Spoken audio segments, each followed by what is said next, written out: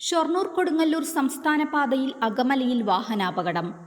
നിയന്ത്രണം വിട്ട car electric പോസ്റ്റിലേക്കും സമീപത്തെ വഴിവാണിഭ കേന്ദ്രത്തിലേക്കും ഇടിച്ചുകയറി. കാർ ഡ്രൈവർ അത്ഭുതകരമായി രക്ഷപ്പെട്ടു. വെള്ളിയാഴ്ച പുലർച്ചെ 2 മണിയോടെയാണ് അപകടമുണ്ടായത്. മിനാലൂർ അത്താണി കൊച്ചുപറമ്പിൽ വീട്ടിൽ 53 വയസ്സുള്ള ബിജു ജോർജ് ഓടിച്ചിരുന്ന കാറാണ് അപകടത്തിൽപ്പെട്ടത്.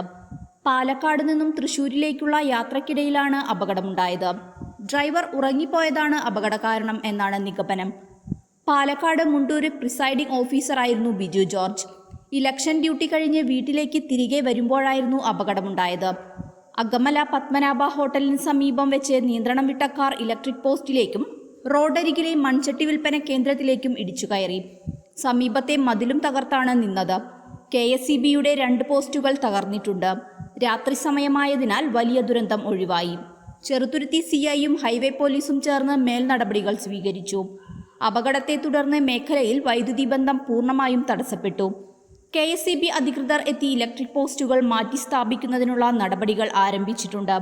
സംസ്ഥാന പാതയിൽ ഭാഗികമായി ഗതാഗത തടസ്സം നേരിടുന്നുണ്ട്.